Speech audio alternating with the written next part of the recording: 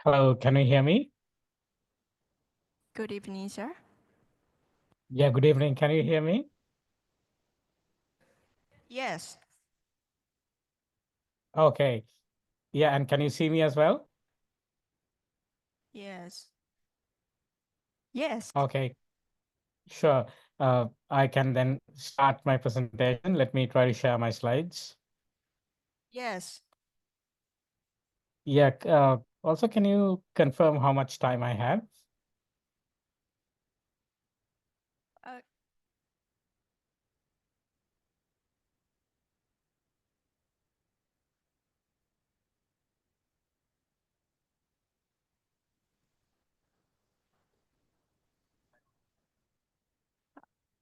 yes, we can see your slide.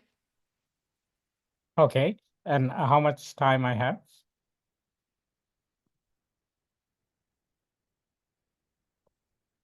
30 minutes, sir. All right, okay. Yeah, thank you. Let me know when I can start. Can I start now? Yes.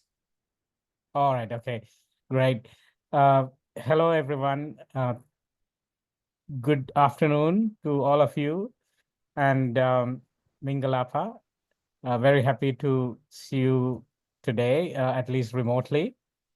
My name is Champika, and I represent ICANN. It has been a pleasure for ICANN to be part of MMIX, MMNOG7. In the past, we have also been working closely with MMIX and MMNOG, and we look forward to keep that engagements even in the future. So today, my presentation is going to be on reverse DNS, specifically for focusing the network engineers. I hope that most of you, I mean, you may not be a network engineer, but still, I'm sure that you may be involved in the network operations. So, especially if you are involved in DNS and also configuring your reverse domains and things like that, this session could be useful to you. That is why I thought maybe I will run through some important points related to the reverse DNS, which is a very important aspect when it comes to network operations and also DNS and also even security aspects, right? So let me start with the introduction to this. Now, before we really understand reverse DNS, it's important to know what is forward DNS. And I assume that most of you know. Uh, in DNS, what we try to do is basically we try to map one type of resource to another type of resource. So usually when we say forward DNS, we try to map a name to an IP address, right? Say, for example, in this case, if you have a name, when I say a name, it is basically a domain name. So we have this domain name www.icann.org, and then it is a host. Of course, it's a web server. And behind that web server, we have this IP address. So we are trying to, rather than trying to remember this IP address, we can always remember this name, which is www.icann.org. But in actual fact, when it comes to the protocol level, the data transfers, it is the IP address that matters. So this is the IP address behind that. So this is what we call forward DNS, mapping names to numbers or IP addresses. Now, trying to understand the DNS hierarchy, because DNS is a distributed database and it is a hierarchical database. So you can see that top of the DNS hierarchy, we have the root, and then we have all these delegations to top level domains. There are over 1,500 top level domains today. I'm not going to focus on the, all these forward DNS side, but my main objective is to talk about the reverse DNS side of it. But trying to understand now, you can see in this DNS hierarchy, there are lots of these different hosts. Different hosts you can see, say this web host. If you take this web host, the fully qualified domain name of this web host would be, you go from here to the top of the DNS hierarchy. So that means www.example.com. That would be the fully qualified domain name. In the same way, if you take the host name for this, say it's a mail server, it would be mail.example.com. Right? But what I'm trying to say here, behind all these names, there is an IP address. So actually there is an IP address behind this web server. There is an IP address behind this mail server, okay? So the question is, when we do a query, say if this mail server is trying to send an email to another mail server, right? When the mail server sends the email or make a request, it has this IP address as the source IP address. But then how do we make sure that the destination server accept it or not? Because say, for example, if you are a host, if you're going to send a query to me, say I'm a server, if you're going to send a query to me, you can say you are the host dot say isp.mm, right? And then you can say that you have the IP address 1.2.3.4. But then how do I believe that, right? Maybe you are not telling the right thing. It could be possible, right? So if I have to believe you that you are having really, is your name is host.isp.mm and is your IP address is really the IP address that you are claiming for, if that is the case, I have to have some mechanism to verify whether you really have that IP address what you claim for, right? So this is where the reverse DNS is going to be helpful. And that is why we have to create something called a reverse domain under the DNS tree. So what we are going to do is we are going to put all the IP addresses into this DNS tree and then create what we call a pointer, right? Pointer between the host name and that IP address, right? So this is where we have to create something called a pointer record. So this is why we have a top-level domain in the DNS hierarchy called ARPA domain. So ARPA domain is actually, we can also call it as the reverse domain, right? So ARPA domain is considered as the reverse domain, and we are going to put all the IP addresses underneath ARPA. So basically, all your IP blocks will be delegated, from this hierarchy. Now, under the ARPA, there are two subdomains. One is called inadra.arpa, and the other one is called IP6.arpa. This is because we have two versions of IP addresses. We have IP version 4 and we have IP version 6. So if you want to put all the IPv4 addresses, you have to put your IPv4 addresses under under inadra.arpa, and you have to put all your IPv6 addresses under IP6.arpa. So that's how we are going to actually delegate the IP addresses under the ARPA tree. And then we need to create those pointer records pointing to these hosts, right? So if this web server is going to have an IP address, we have to create a pointer record for that appropriate IP address. Similarly, if we have to have an IP address behind this mail server, there need to be a pointer record. If there are no pointer records, then the server will not be able to verify whether that query is a valid query or not, right? So this is why creating reverse DNS is very important, especially if you are a network operator, if you are ISP, if you are a mobile operator, and so on. When you get your blocks from the Regional Internet Registry or APNIC, it is important that you create reverse DNS entries for those prefixes what you receive from the Regional Internet Registry, right? If you don't create that, then your customers will have problems in sending emails or using some secure services and things like that. right? So that is the whole purpose of creating reverse DNS. So moving forward, so what is reverse DNS then? So reverse DNS means we are trying to now do the opposite thing to forward DNS. So in this case, earlier what we did was we mapped a name to a number, but now we are mapping the number, or means the IP address, to a name. So in this case, ICANN has got a mail server. One of the mail servers' name is pechora1.icann.org, and that has got this IP address. So this IP address has to map to this name, or in other words, this IP address need to have a point, it should be pointing to this name. So as I explained to you before, in operational networks, reverse DNS, that is useful in many cases. Some cases are authentication of mail server host names. As I said earlier, if you're going to send me a query, I have to authenticate you. Are you a reliable, host?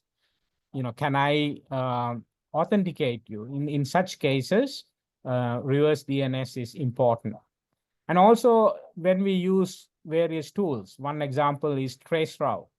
When you do things like traceroutes, if you don't create reverse DNS, you will only see the IP addresses. It doesn't really make sense because you need to have a mapping to a name so that the traceroute makes sense where this particular host is, right?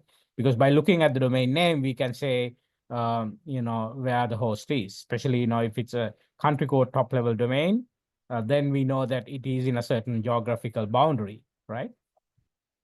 Yeah, so these are some use cases. Okay, now let's have a look how to resolve and how the DNS queries get resolved, right? So you can see here, you have the client send a query to the recursive resolver. So usually this is recursive resolver is run by the network operator, ISP, mobile operator. There are public DNS service operators as well. So then this query goes to authoritative name servers. So usually, you'll see authoritative server operators here, like the root server operators, top level domains, second level domains, and so on. So if you are looking for, say, www.example.com, the query would go to first root, then would go to .com, then would go to example.com. In this example, we are saying the query would go to we are looking for www.icann.org. So in that case, root, first the query will go to root. Root will say go and talk to .org. And then .org will say go and talk to icann.org. When I say go and talk to, that means it will return the name servers of the child so that the recursive resolver can go and talk to the child name servers, right? And then find information about the child zone, right? And this is how a query gets resolved. And then once the recursive server resolves the query, the answer is given to the client, and then the client can visit the expected server. Now, whether it is forward DNS or reverse DNS, this query process happens in the same way. So only difference is that now here in this case, these are forward zones, but when it comes to the reverse zones, it will go through the reverse DNS hierarchy. If you remember earlier, I was explaining about ARPA domain or inadra.arpa, and then the IP addresses, right? So it will go through based on that hierarchy.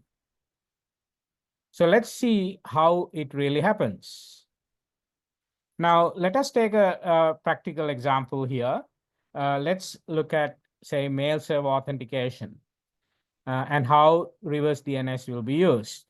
Now, let's assume that earlier I told you one of ICANN's mail server is this, pechora1.icann.org, and it has got this IP address, 192.0.33.71. Okay, so if I try to send an email to another party that goes to our mail server, and then our mail server will talk to another mail server because we use the protocol SMTP. right? So there will be communication between the SMTP server, basically the mail servers, okay? We call those as mail transfer agents, if you're familiar with the mail. So when this mail server is talking to another mail server, the other mail server has to find out the credentials. Is it coming really from a correct party, correct server? So this is where the host will say, this mail server will say, I am pechora1.icann.org, and my IP address is 192.0.33.71. So the destination mail server has to then check whether this 192.0.33.71 is really having the name pechora1.icann.org, right? So this is kind of a verification or a check. So this is what we call the reverse check. So in this case, we have to make sure we have to do a reverse lookup. V means the destination mail server has to confirm through a reverse DNS lookup whether that server is correct or the server IP address is correct. It is pointing to the correct host name, right? And then so basically then it will go through the DNS hierarchy based on the ARPA or the reverse domain. So first of all, I told you before, the DNS top level domain for reverse zone is .arpa, right? That is the top level domain. And then underneath .arpa, we have inaddra.arpa. So this inaddra.arpa is for IPv4 addresses. But if it is for IPv6 addresses, that would be IP6.arpa, right? So there are two different subdomains, one for IPv4 and one for IPv6. So for IPv4, it is inaddra.arpa. And then for IPv6, it is IP6.arpa. Remember, this is not IPv6.arpa. It is IP6.arpa. That's how it is, the naming convention goes, okay? So now, if our mail server, remember, we were looking for a mail server which has got the IP address 192.0.33.71. So that need to have a reverse mapping. As we know, in forward, if you take a domain name, say, for example, www.example.com, right? So when you write www.example.com, the rightmost, what we have is .com. So that is the top in the hierarchy, right? And then you have example.com, you are becoming more specific. And then when you say www.example.com, you are becoming even further specific. So you can see that the right side of the host name is less specific, whereas left side of the host name is more specific. So we have to actually create the reverse domain also in the same way. So if you see ARPA, that is less specific, and then inaddra, when you go from right to left, you are becoming more specific. So that is why we have ARPA inaddra, that's an IPv4 address. So in IPv4, you can see that this is the octet, the first octet of IPv4, 192, right? The /8. And then this is the /16, so 1920. And then this is the /24, 192.0.33, and then the exact IP address, which is 192.0.33.71. So this is the exact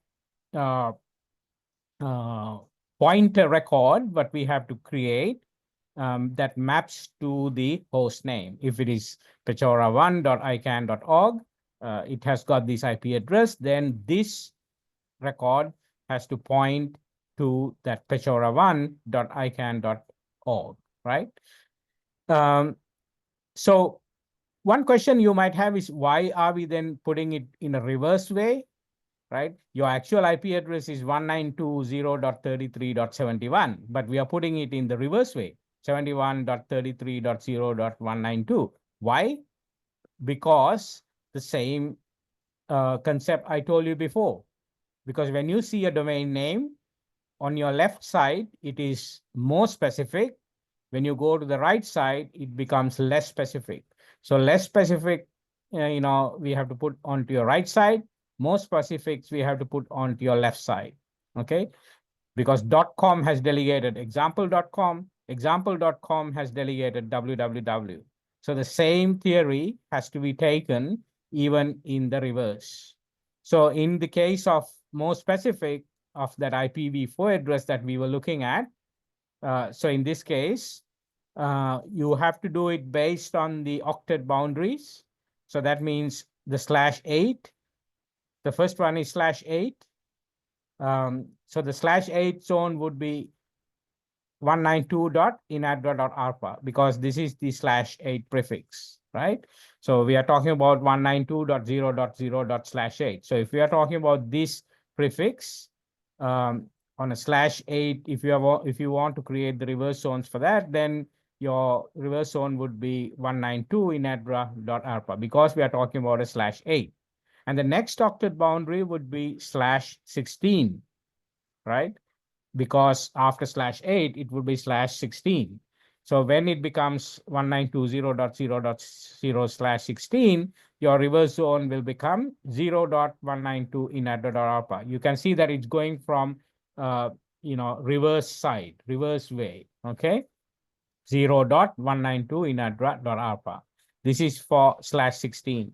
And similarly, if you're talking about /24, if you're doing the reverse DNS for a /24 prefix like 192.0.33.0, say /24, that would be 33.0.192 in addr.alpha, right? So under this, you would put the specific IP address and point that to the host name. That's what we do. Okay. Now, when you actually, if you're talking about, say, /8, right? You have to, this putting this way is incorrect. You have to put it like this: 192 in addr.arpa. That is the correct way if you're talking about a /8. Okay. So these are some important concepts when it comes to the reverse DNS. Now, this is just an example of showing this in a more graphical way, what I tried to explain you before. You can see that the top of the DNS hierarchy is root. Then we have ARPA domain.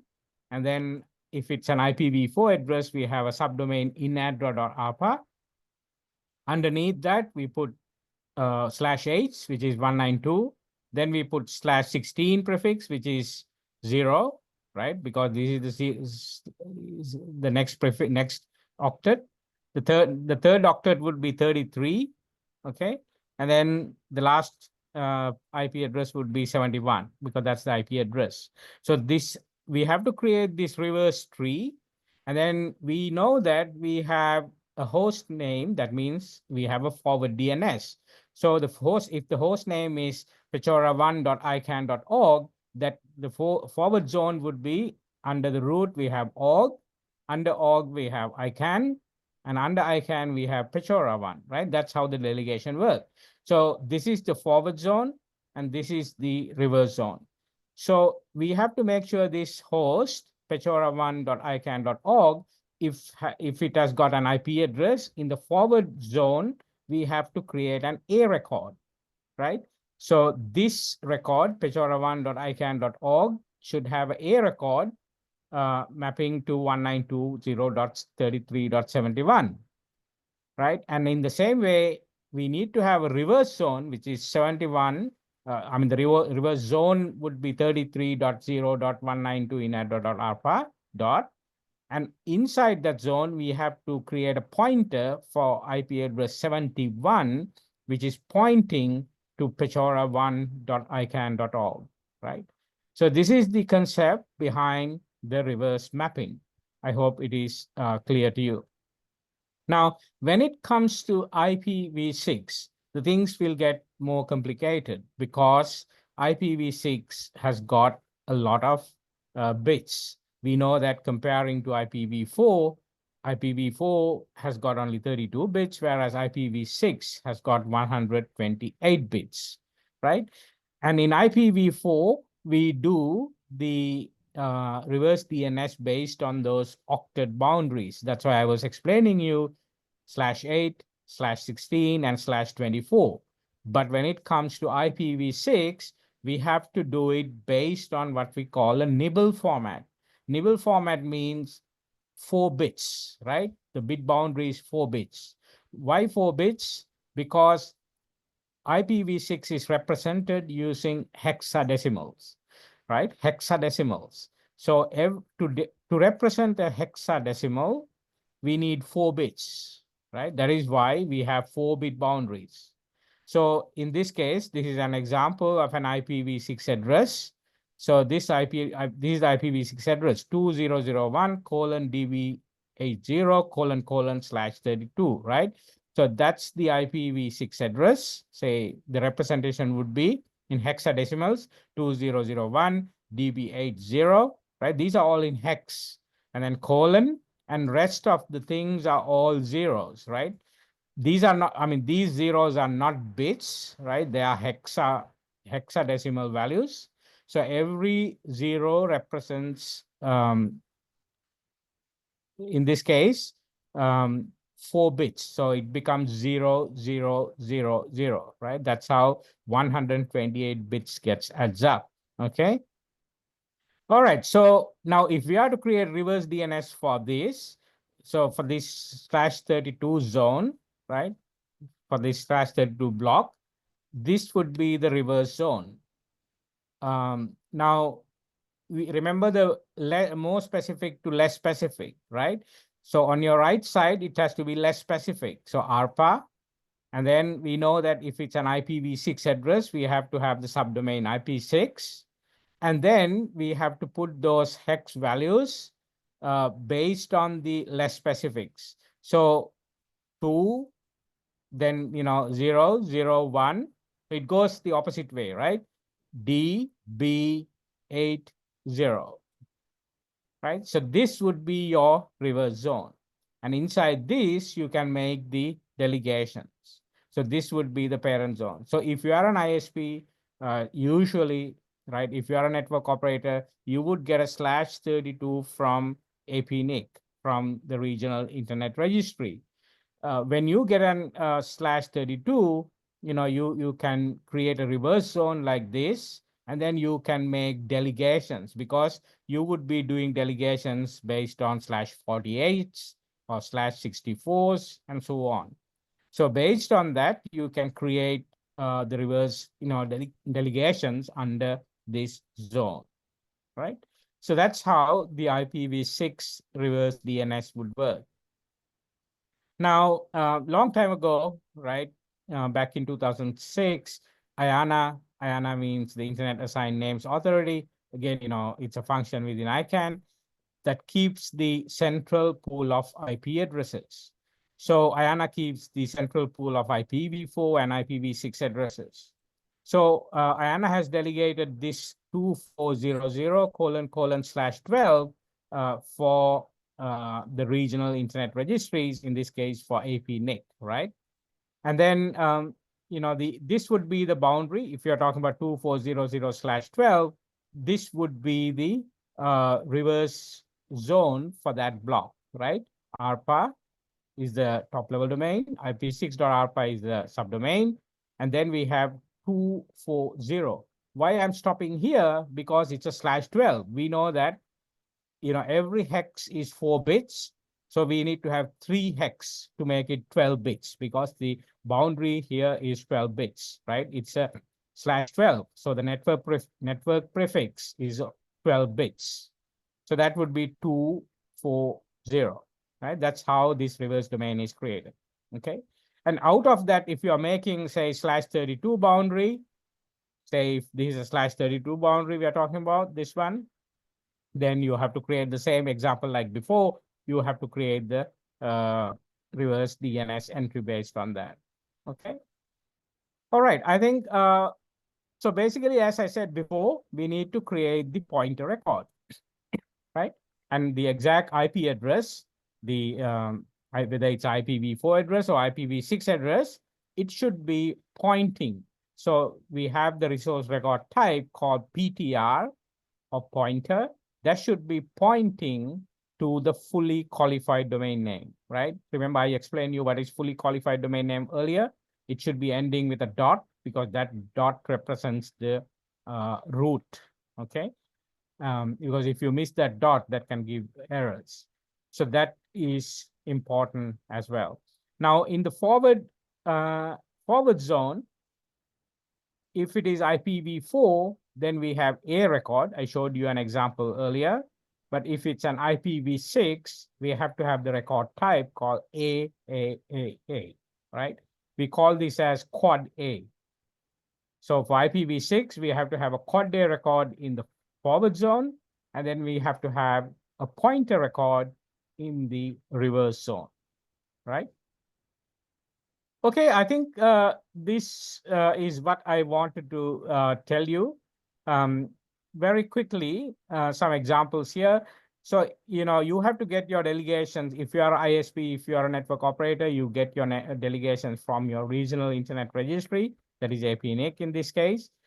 So we have to do the reverse DNS based on /8, /16, or /24 boundaries if it's IPv4. Right? If it is IPv6, it is done on a nibble boundary, okay? Nibble boundary means 4-bit boundary based on every hex value.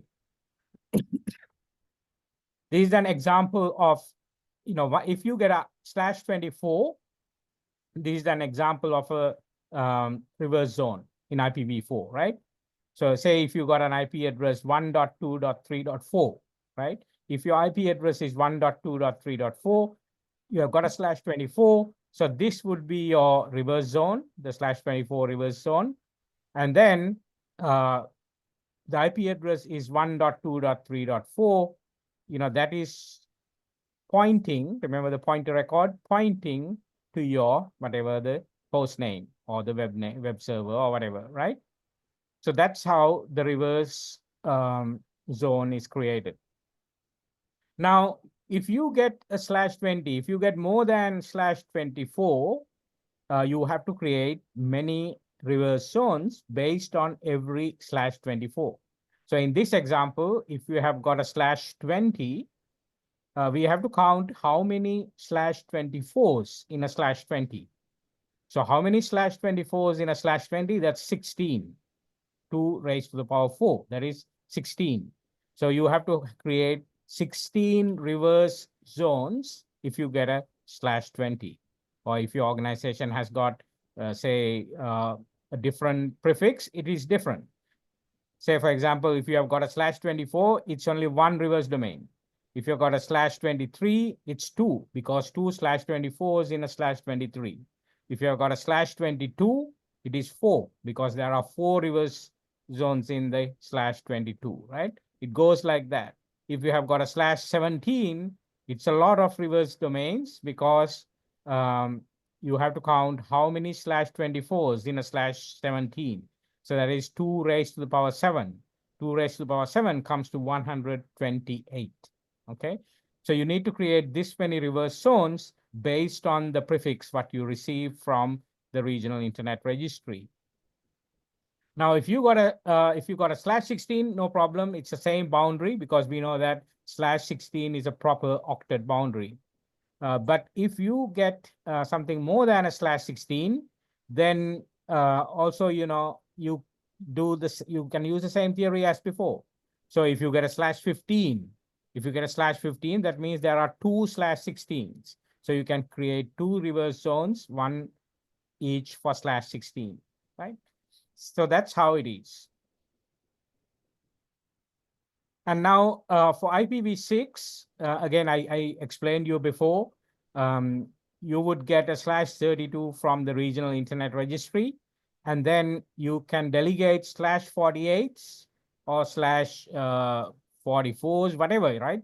Or /42 or anything, right? Depending out of your /32, any prefix that you delegate to your downstream ISPs or for your customers or whoever it is, you can do the reverse delegations accordingly, okay? But you have to do it based on the nibble boundaries. Now, there is one more thing I wanted to highlight, but I'm not going to explain here because we have limited time.